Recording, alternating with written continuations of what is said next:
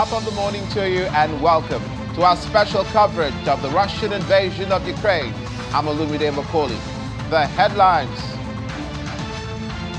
1 killed, 3 injured in Russian shelling of Kherson. Ukraine to receive F-16 fighter jets from Norway, pilots to be trained in the United States. Plus, Russian defense official reportedly visits Libya before Wagner crash, discusses future of Wagner fighters.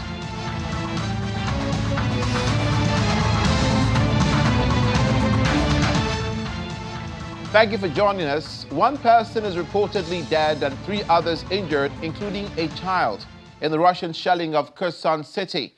The Kherson regional governor, Alexander Prigozhin, said this morning that 16 Russian shells had hit the city, including a residential area. He added, without giving details of damage suffered, that critical infrastructure and a medical facility in Kherson city were also targets of the Russian attack. Prigozhin had said earlier that a 7-year-old girl was wounded in a Russian attack on her home in the Kherson region, and she had been rushed to the hospital. Russia's Ministry of Defense is also claiming a wave of 42 Ukrainian drones was shot down and disabled by electronic means over the Russian-annexed Crimea Peninsula. 9 Ukrainian unmanned aerial vehicles, UAVs, were shot down, and 33 were suppressed by means of electronic warfare and did not reach their target, the Defense Ministry said on its Telegram messaging channel early today. The Moscow-installed governor of Crimean city of Sevastopol wrote earlier on Telegram that several drones were destroyed off the coast of the peninsula. Cape Khersonis is located in the southwest of Crimea Peninsula near Sevastopol, which is home to Russia's Black Sea Fleet. Meanwhile, Russian air defenses prevented a Ukrainian missile attack in the Kaluga region of southwest of Moscow. That's still according to the Russian Defense Ministry, which adds that the early morning attack today was aimed at civilian targets on the territory of the Russian Federation. The Defense Ministry says the missile was detected and destroyed by air defense systems over the territory of Kaluga region. It accuses Ukraine of attempting to attack. Kaluga borders the Moscow region, which has recently been the focus of almost daily raids by Ukrainian combat drones. The chairman of the Joint Chiefs of Staff, Mark Milley, has indicated, that is the United States Joint Chief of Staff, Mark Milley, has indicated that Ukraine is likely to get F-16 fighter jets soon, and said as well its counteroffensive against the Russian invasion has been going slowly and had partial success. Speaking in an exclusive interview with Jordan's public service television news channel, he added that it was too early to say whether the counteroffensive had failed. That is moving forward, actually. So there's a training program in place, and they'll likely to receive F-16s here in the not too distant future. The Ukrainians have a significant amount of combat power remaining. This is not over yet. So I think it's frankly too early to say whether it succeeded or failed. It clearly has had partial success to date. Now, the speed at which the offensive is being undertaken is slower than the planners had thought. Again, it's bloody, it's long, and it's slow, and we had predicted that several months ago. They've got a lot of artillery munitions. They've got a lot of artillery tubes. They've gotten long-range artillery with the Gimlers, and the Brits have provided other types of capabilities that other countries have as well. So they've gotten a lot of artillery, but the ATACMS is a controversial topic, and for a lot of reasons, they haven't received those yet. They're still on the table. President Biden has not said no or yes at this time. It's a offensive that's been going on now for about, I guess, 8 weeks or so. Something like that. It's very bloody, it's slow, it's long, high casualty producing, and very, very difficult. So the idea of militarily kicking out 200,000 or 300,000 Russian troops is going to be, very, very difficult and challenging. A different way of getting at it is through negotiations, and maybe that'll happen too. So, but at the end of the day, no matter which way it is, through diplomatic means or military means, at the end of the day, Ukraine must remain free, sovereign, independent with its territory. Meanwhile, the Pentagon have announced that the United States will begin flight training for Ukrainian pilots and F-16 fighter jets in October. The training will begin after the pilots receive English language training next month.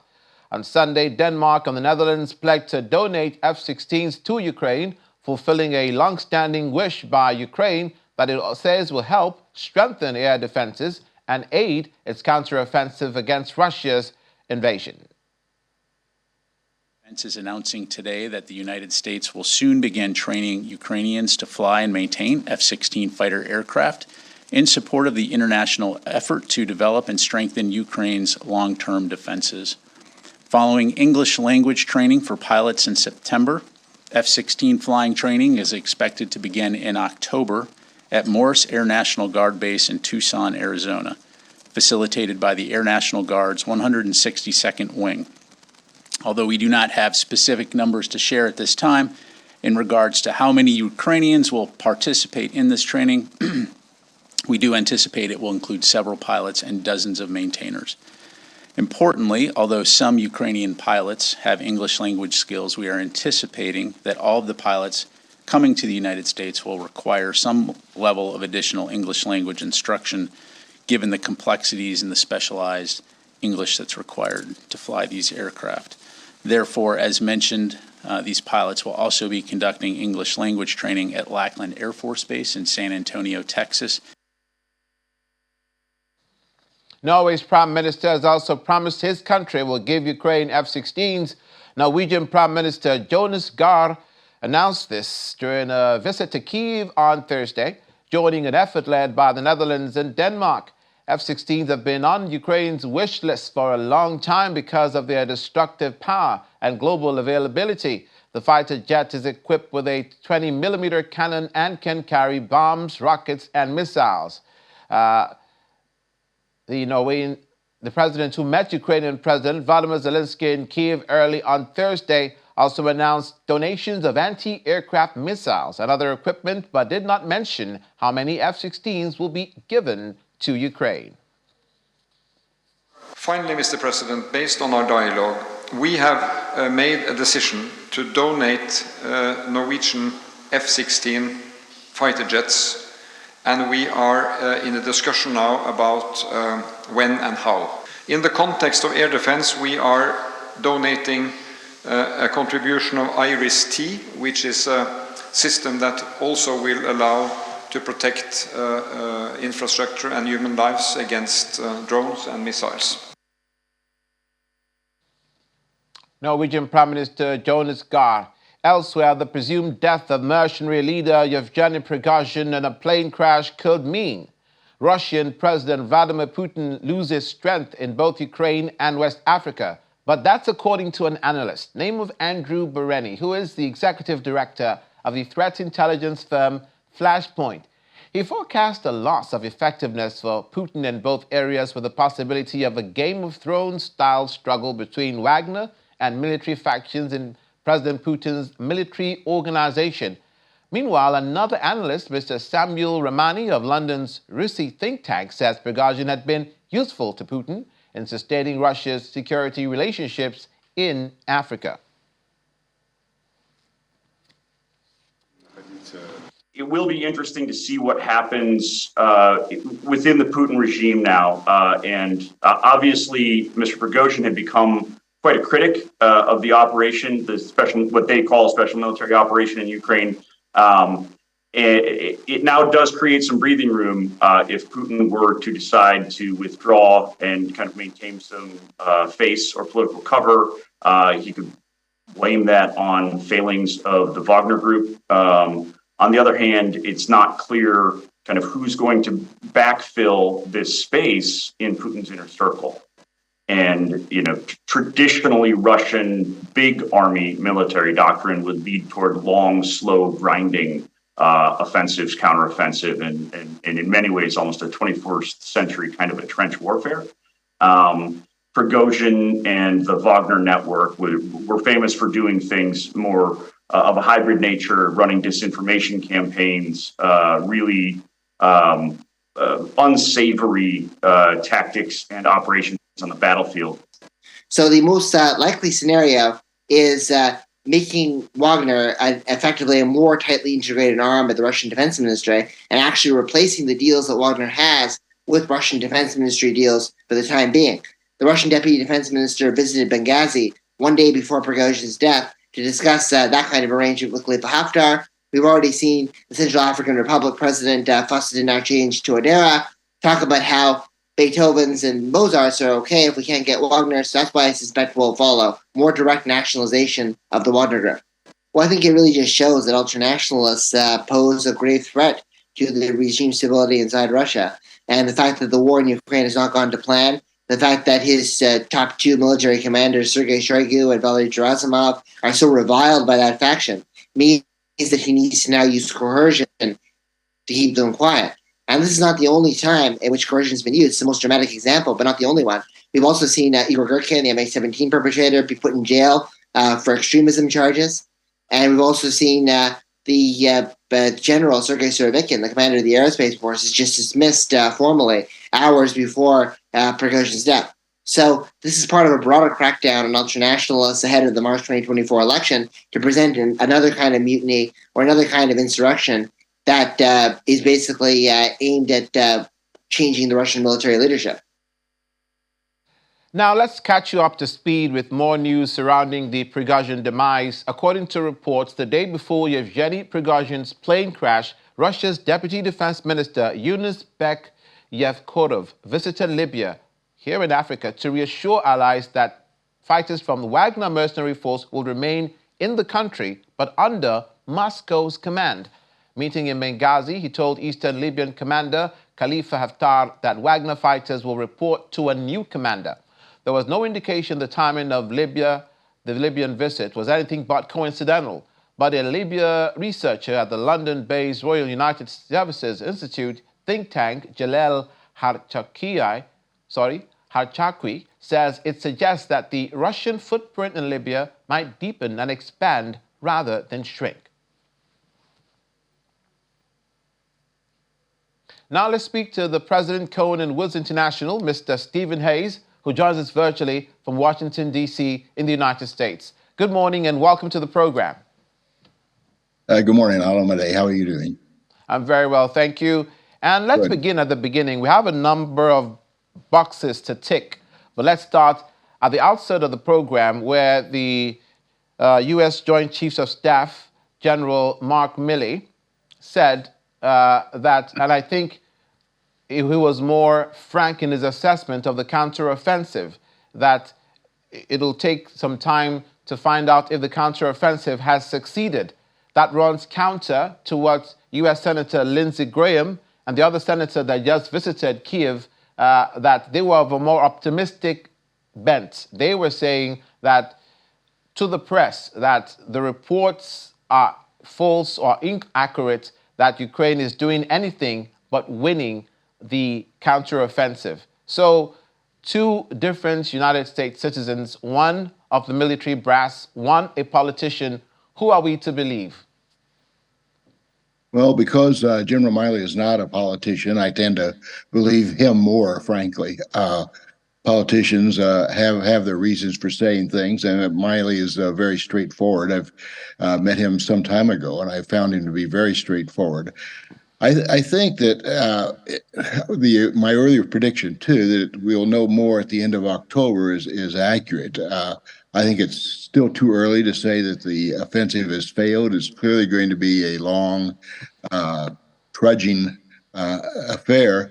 But by the end of October, we'll know whether this particular offensive has had what degree of success it has had.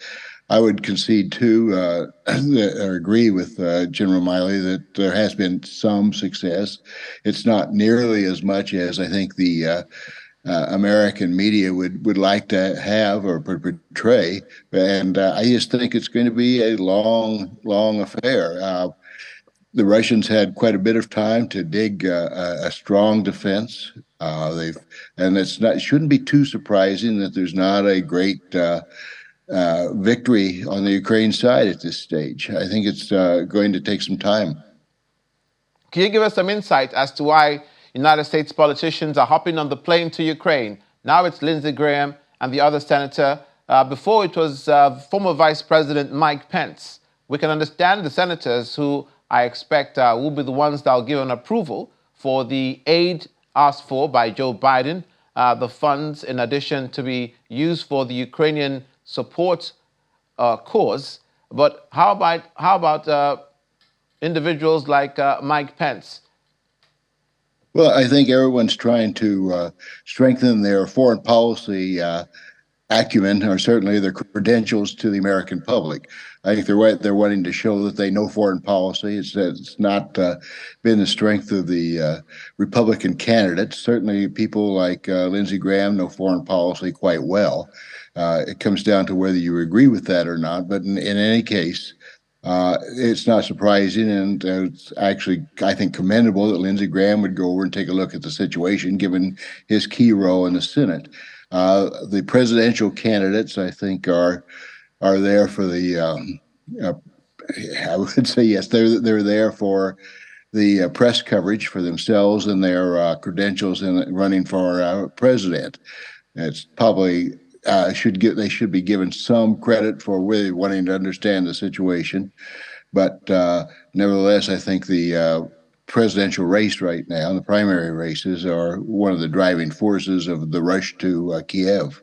Speaking of which, it's a good time to bring that up. It's specifically the Republican presidential debates that have been televised and the participation of former Vice President Mike Pence, Florida Governor Ron DeSantis, Chris Christie, and the other participants who had the upper hand, keeping in mind that if there's a change of guard, it may affect foreign policy concerning Ukraine. Who had the upper hand in the debates? We hear that some didn't do as well as they expected to do.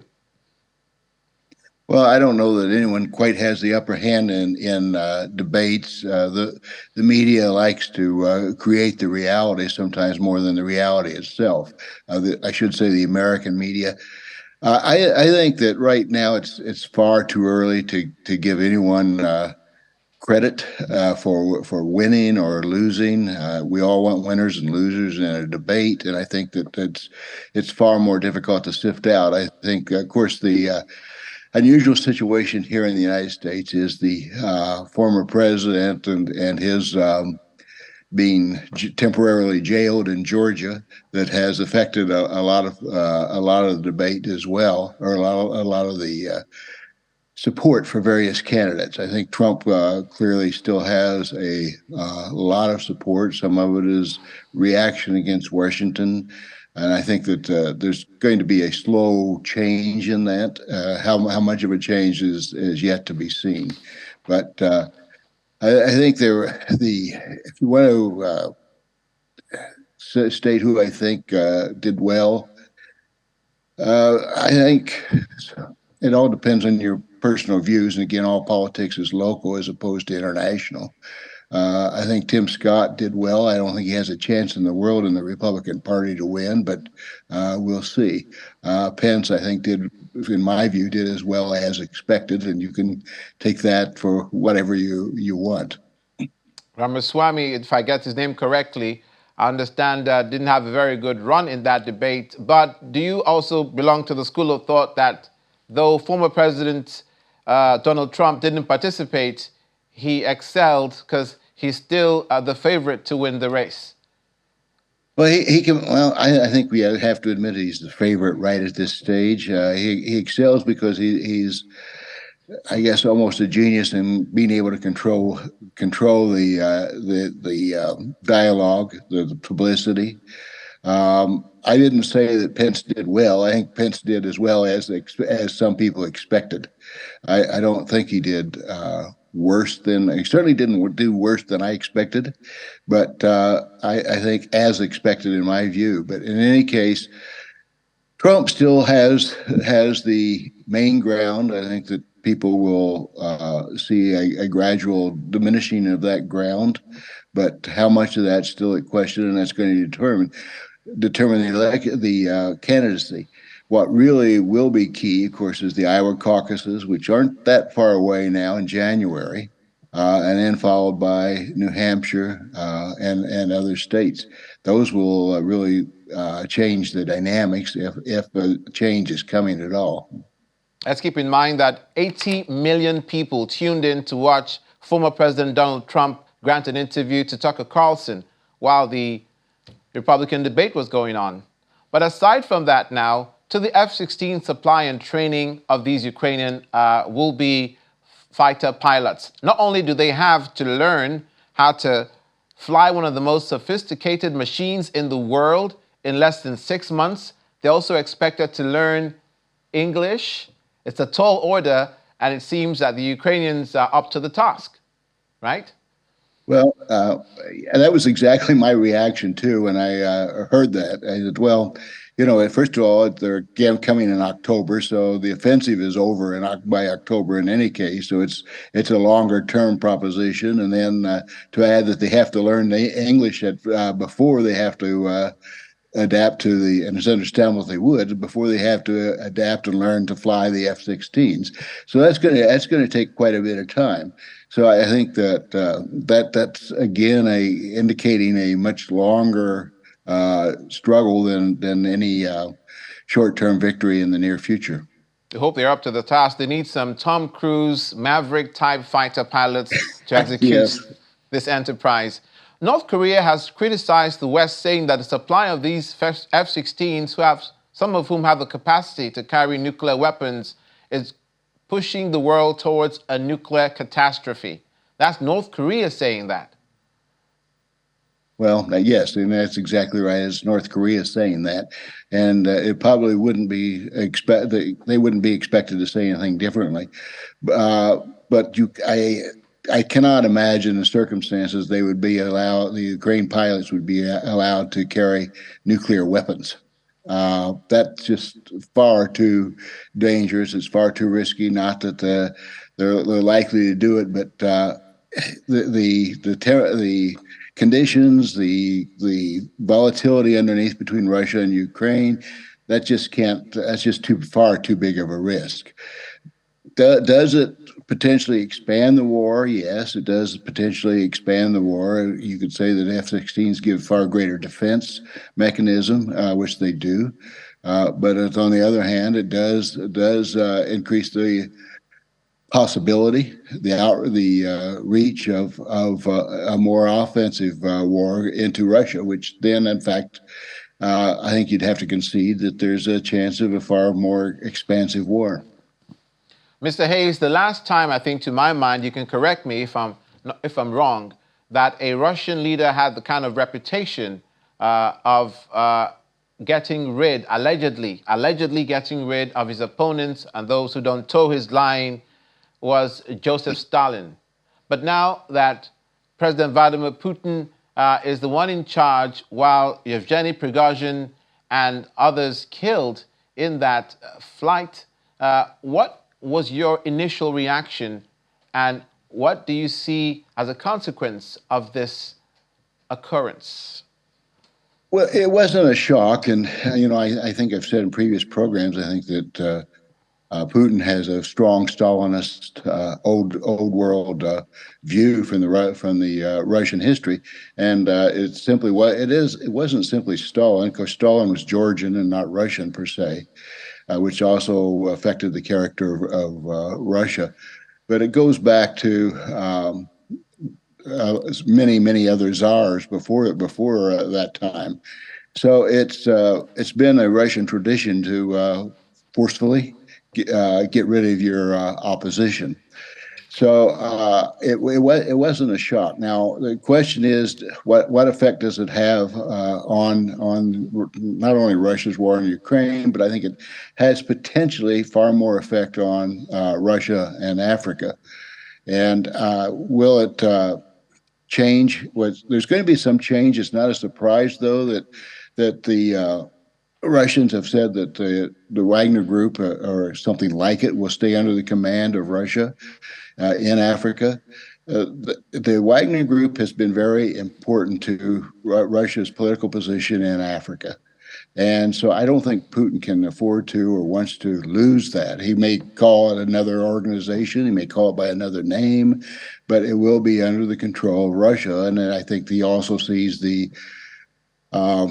danger, I suppose, of having it too independent of a leader for such a group, and therefore it will be more under the command of the Russian foreign policy and perhaps the Russian military. But I think especially foreign policy, it's just to simply withdraw that leaves a big void in Russia's plans in Africa right now. Of course, I would like to see it withdrawn, but I think that it's critical to Russia, particularly in the Sahel area, because they've made a big investment in that. You could say that the Wagner Group was doing it privately. They weren't really. Has been admitted that funding was coming from Russia, and it's no big admission. I think it was a pretty well-known fact. So that's good. That I think is likely to continue. It's going to be in a different form. I do think that the leaders of Mali, Burkina Faso, the coup leadership of Niger should think more carefully about what their future is in alignment with that, because there will be some changes in policy and perhaps in control. I think a big difference is Prigozhin had worked more directly with the military leaders in Africa. I think Putin's style is going to have more direct Russian control and decision making. And with that, we thank you, Mr. Stephen Hayes, for your contribution this morning. Thank you for reminding us of Russian leader Joseph Stalin's Georgian identity. Mr. Stephen Hayes, President Conan Woods International, who joined us virtually from Washington, D.C., the United States. As always, an honor. Thank you. Good luck to you. Welcome to the Soul for More stretch of today's coverage of Russian invasion of Ukraine. At least 13 people were wounded in Russian attacks on Ukraine yesterday, according to local officials, as Kyiv marked 32 years of independence from Moscow. A strike on a bus terminal in Dnipro wounded 10 and damaged shops and their contents. 3 of the injured needed hospital treatment. More than 10 other buildings, including a bank, a hotel, and an administrative building, were damaged. Thursday was a national holiday commemorating post-Soviet independence. The anniversary fell exactly 18 months after Russia launched its full-scale invasion of its neighbor. Meanwhile, Moscow's Vnukovo and Domodedovo airports suspended flights early this morning. Russian online media outlet Baza reported that residents of the Russian regions of Tula and Kaluga earlier posted on social media about explosions they heard in the night. Flights were also briefly disrupted on Tuesday and Wednesday during Ukrainian drone attacks. The U.S. State Department has imposed sanctions on 13 people and entities it said are reportedly connected to the forced deportation and transfer of Ukraine's children as Washington ramps up pressure on Moscow over its invasion. The United States has also taken steps to impose visa restrictions on 3 Russia-installed purported authorities over their involvement in human rights abuse of Ukrainian minors. Ukraine's government estimates that Russian authorities have deported and or forcibly displaced over 19,500 children from their homes since Russia's 2023 invasion of Ukraine. Amongst those hit with sanctions on Thursday was Artek, which the State Department said is a Russian government-owned summer camp located in Russian-occupied Crimea. Today, the United States is imposing sanctions on 2 entities and 11 individuals, including individuals who reportedly have facilitated the forcible transfer and deportation of Ukraine's children to camps. Additionally, we're taking steps to impose visa restrictions on 3 Russia-installed purported authorities for their involvement in human rights abuses of Ukrainian minors. The United States will not stand by as Russia carry out these war crimes and crimes against humanity. A Moscow court has extended the pre-trial detention of Wall Street Journal reporter Ivan Gershkovich by 3 months. Gershkovich was arrested on March 29th on the Ural city of Yekaterinburg on spying charges that carry up to 20 years in prison. His newspaper has emphatically rejected the charge, and the United States has accused Russia of conducting hostage diplomacy. Argentine opposition presidential candidates oppose Argentina's joining the Brics bloc of developing nations the same day the group announced it will be expanded in a move to reshuffle a world order it sees as outdated. Conservative Patricia Bullrich opposed the measure outright, while Libertarian election winner Javier Milei declared his political alignment with the U.S. and Israel. The Argentine president, Alberto Fernandez, hailed the invitation as a great opportunity for the nation as it grapples with an economic crisis brought on by a weakened currency, dried up foreign reserves, and spiraling inflation. The BRICS agreed on Thursday to admit Saudi Arabia, Iran, Ethiopia, Egypt, Argentina, and the United Arab Emirates, a decision that adds economic heft to the BRICS. The bloc's current members are China, the world's second largest economy, Brazil, Russia, India, and South Africa. We now speak with publisher of Business Ukraine magazine Lviv Today and editor at the Odessa Review, Mr. Peter Dickinson, who joins us virtually from Kiev in Ukraine. Good morning. Welcome to the program. Good morning. Pleasure to join you. We hope things are not too bad in Ukraine, in Kiev at the moment, concerning the mood of the people during this counteroffensive. Let's begin, before we go to the BRICS summit, which my first question is based on. How are things in Kiev? Well, the mood in Kiev is quite relatively calm. There have been no major attacks in Kiev for some time now. The airspace over Kiev is probably amongst the most protected airspace in the world, maybe now. And so there is a guarded sense of confidence that Kiev itself is relatively safe. Of course, there are no guarantees, but that is only one city. Ukraine is a huge country, so people in Kiev are very mindful that the country is still a huge risk from rocket attacks. We are seeing missile airstrikes still on a daily basis around the country, inflicting death and destruction. So there's no complacency, but the immediate threat in Kiev is seen as under control, let's say, or managed. So there's no major war weariness in Kiev itself. If there was ever a time to find out whether the BRICS group of nations were serious about tipping the global balance away from a unipolar, as they say, to a multipolar dimension, then it's this admission of the UAE, Saudi Arabia, Egypt. But I have question marks about Argentina, though they were propounded by Brazil and Ethiopia. Why those two countries? What's your estimation of these new countries that will be admitted to the BRICS group of nations for an expansion? Well, we've been hearing from, especially from China and Russia, but other members of the core BRICS for many years now, that they wish to change the world order, that they object to the Western-dominated world order, and that they wish to see a multipolar world.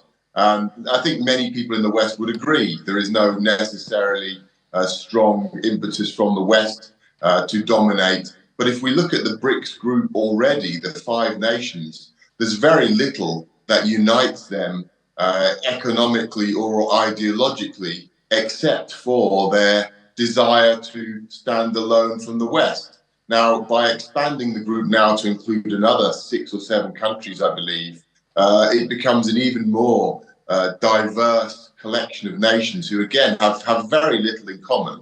I'm not clear on the synergies between Ethiopia and Argentina, for example, or between the United Arab Emirates and India.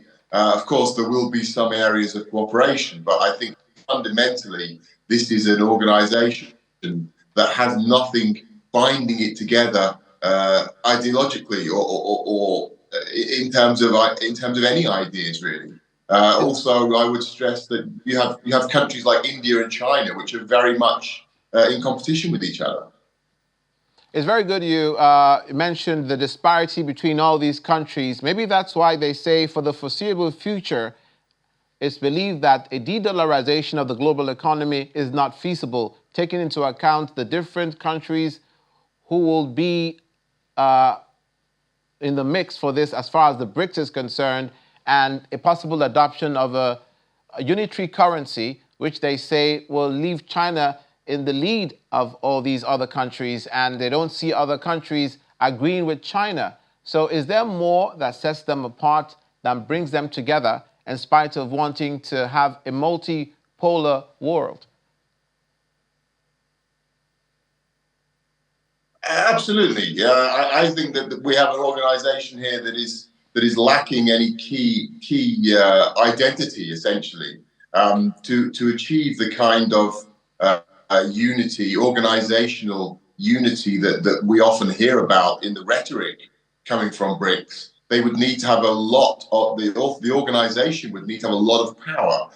Now, I don't think any of the individual countries would be prepared to cede that power or accept that they would hand that power over to a supernatural Brics organization. So I think it's very unlikely that we'll see major progress on these big flagship projects like the currency idea, which again has been talked about for many, many years and has never made any progress.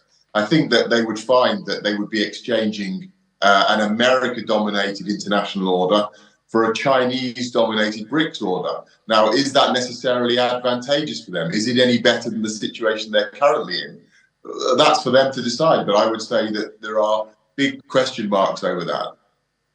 To quote President Vladimir Putin of Russia, he says Yevgeny Prigozhin, the mercenary leader who's we believe now met his demise, was a talented individual who made mistakes. He'd known him since the 90s, but that's as far as it seemed to go. It took 24 hours before President Putin even acknowledged that the incident had occurred by way of addressing it publicly.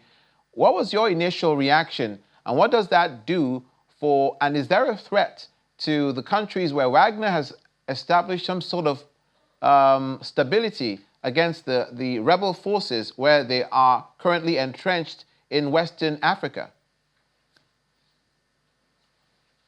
and in Central African Republic as well?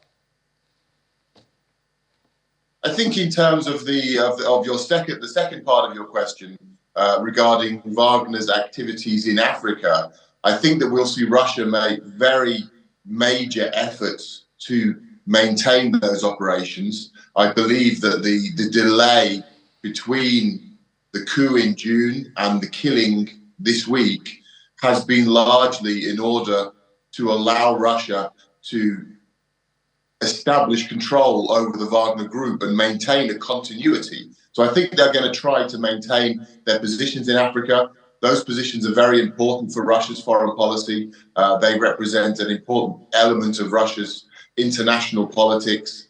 So they're very lucrative as well for Russia. So they bring a lot of influence and a lot of valuable returns for the Russian Federation. So Russia will certainly look to continue those operations. Why the death has occurred now, apart from the delay for the need to make sure that Russia has control over the Wagner group, which Yevgeny Prigozhin was very closely very closely managed. I think what we've seen here is essentially what they call in mafia parlance a message job, a public execution to send a message to all other members of the Russian establishment that any treachery, any treason, any signs of rebellion against Putin will be punished in the most severe way. Putin wants people to see this. He wants them to understand that this is the level of ruthless authority that he still has.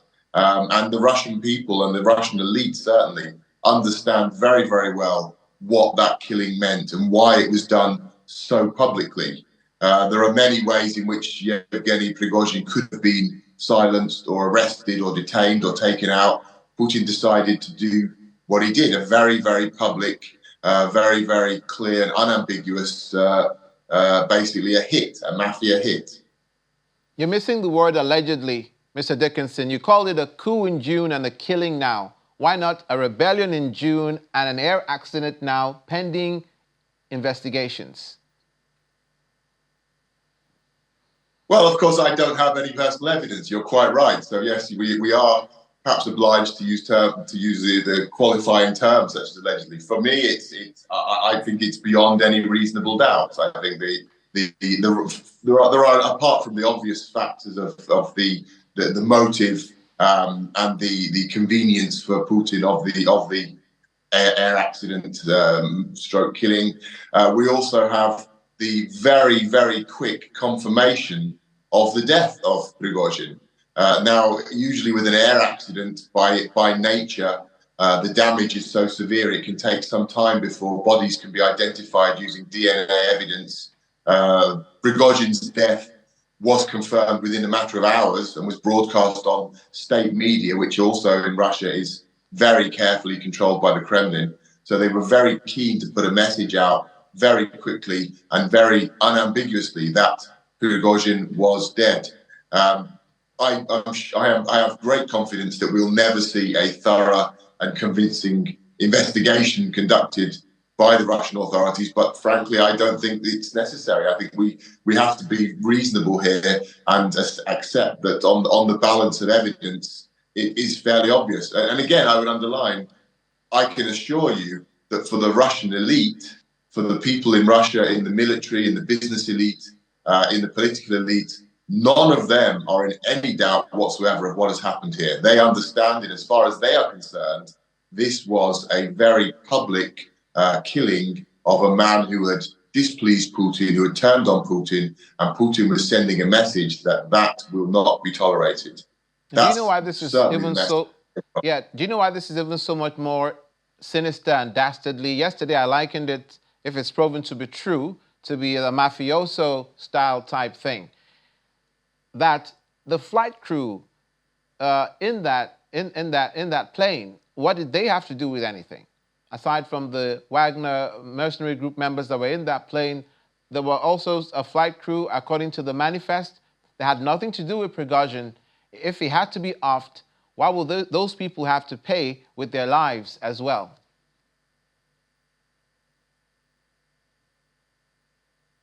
Well, that's a very good point, and it does seem that indeed they were victims of this in this killing. They had again, you're quite right. They had nothing whatsoever to do with this. It's actually an interesting point that traditionally the American mafia do not use car bombs or any forms of explosives because of the tendency to injure or kill members of the public, because they regard that as bad for business. They always traditionally did regard that as bad for business. So the American mafia, although a very bloody organization, had a traditional ban on the use of car bombs and explosives. So it actually speaks volumes of what kind of regime Putin has established in Russia, that is seen as acceptable. I would imagine in this case it was seen as the most the safest way of carrying out the killing. Prigozhin had enormous security. He had a lot of people around him. He was a warlord. He had an army of his own. So he was a very well protected man, and killing him on the ground would probably have not been a very simple task. The easiest way to achieve the goal, which was to eliminate this man, was to conduct a strike on an airplane, which is exactly what we've seen. And in one moment, the Kremlin was able to eliminate Prigozhin, also the founder of Wagner, who was with him, Mr. Utkin, a prominent Russian neo-Nazi, and other members of the leadership. So they basically took out this whole problematic organization leadership in one stroke. And the fact that innocent members of the public were killed is probably not something that concerns Putin in the least. Reminiscent of the Valentine's Day massacre, mafia killings in the United States back in the day. Thank you so much, Mr. Peter Dickinson, much to consider.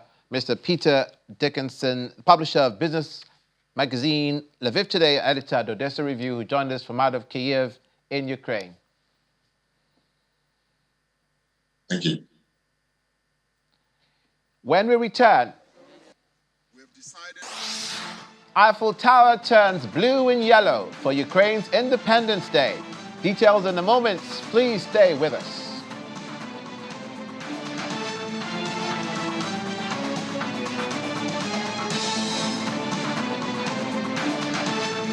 In the world of diplomacy and international relations, unsaid conversations are just as important as what is said. Donald Trump believes that as a president, he has all the powers. How it's said, International community will normally frown at any violation of human rights. to whom it's said, There are people who have left their countries because the system has left them with no other option. and the reactions. We are going to face a massive ecological and humanitarian Keep up with crisis. in-depth analysis on the what, how, and why on Diplomatic Channel, weekdays at these times.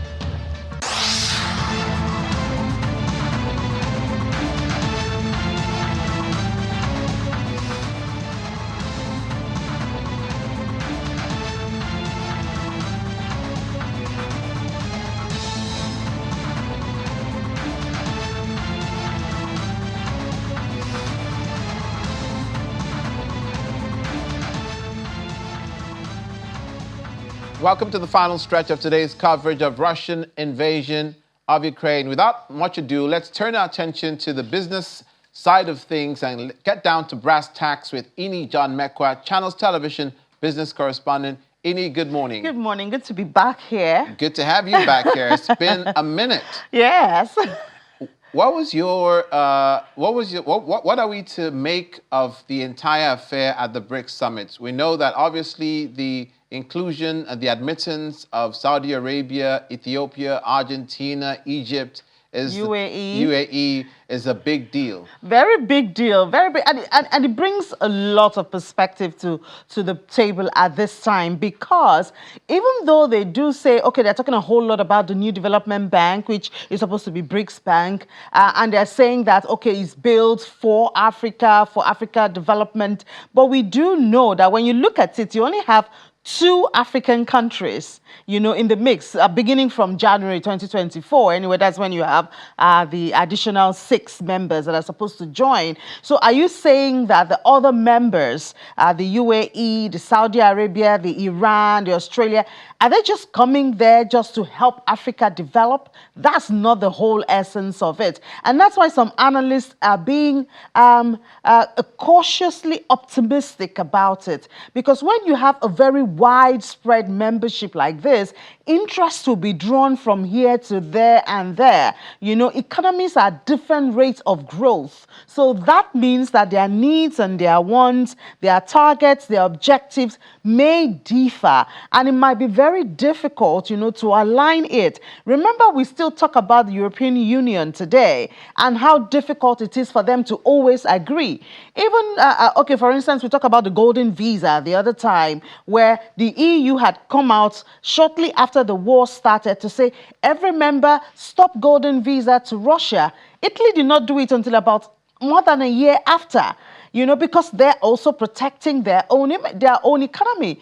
Golden visa brings us revenue. It allows rich Russians to buy investment and get residency. And so we can't just stop it like that, because it's also a source of revenue. So while you, Germany, you're big enough to handle it and do without it, we cannot. Look at even the issue of the wheat going around in the smaller countries, the Poland, the Hungary. You still have some of those countries that wake up and said, well, this policy doesn't suit my economy because my economy is not as strong as yours, so I cannot delve into it. So these are some of the points that analysts are looking at this point, that you have diverse members from different continents, different levels of development, different focus for Brics. I think it's now called Brics Plus. Okay. Yeah, Brics. Does that give an advantage to Ethiopia and Egypt to talk about the African continent, with the exclusion of Nigeria, the African giant? Well, The African giant has not been stopped from being a member, but I guess they have not applied. Our vice president was there. In fact, I was challenging Innocent in one of our conversations on business and corporate. We need to hear what the vice president is doing and saying there. He's not just going there to, make up the number. But I haven't really heard. I don't know if you've had conversations with Betsy. No, that is Nigeria's position. Yes, Nigeria's position. Okay. You were there, but we're not hearing your perspective. We don't know what's going on from you. Perhaps we'll tax him when he comes back home. Maybe. Finally, very quickly, and Russians are traditionally known to hold their liquor pretty well. Yeah. I don't know what is their poison of choice, rum or not, but Heineken is exiting Russia. And they're selling their whole investment for €1. Wow. Not 1 million, not 100,000, not one euro. Is that a slap on the face? That's more of a message, right? They call it symbolic €1. I guess they just, and it's costing them about 300 million euros to exit. Finally, they started the exit, I think, about March or so last year, but they're not just now able to conclude it. And I guess they're just doing it to say, look, we're not doing it because we're profiting from it. We're not exiting because for lack of operations or profitability in Russia, but we are living because we want to register our support for Ukraine. By the way, congratulations to Ukraine on their independence today. Indeed. But that's why they're doing it. That's Heineken now. Perhaps that's why they chose to do it at this time, concluded at this time, to celebrate with Ukraine, even though it's costing them 300 million euros. But remember, even if they don't leave Russia, President Putin has already signed that law that they could take over foreign companies, for nothing, so might as well leave and have a name. And teetotalers who do not drink will be celebrating as well. That's one less beer can in the supermarket shelves. For Russians. For Russians. Yeah. Thank you, Ini John Mekwa. And finally on the program, dozens of Ukrainians who fled war in their country, Serbian activists and diplomats rallied in Belgrade to mark 32 years of Ukraine's independence from Moscow. The anniversary comes exactly 18 months after Russia launched its full-scale invasion of its neighbor. The commemorations come at a time when the Ukrainian President Vladimir Zelensky and his Serbian counterpart Alexander Vučić are trying to improve ties burdened by Belgrade's refusal to impose sanctions on Russia. And before we go, Paris has lit up the Eiffel Tower in the colors of the Ukraine national flag on Thursday. In solidarity with Ukraine on its Independence Day, the gesture comes as a new show of support from the city of Paris and its mayor, Anne Hidalgo, to the embattled country. Hidalgo went to Kyiv last April to receive the title of Savior City, attributed to the French capital by Ukrainian President Vladimir Zelensky. She also met with Kyiv Mayor Vitaly Klitschko on that occasion.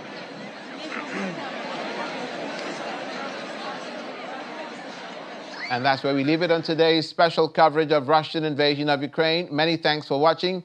To you, our viewers, have a good weekend. Thanks to our guests as well and our producers. I'm Olumide Macaulay. See you next time.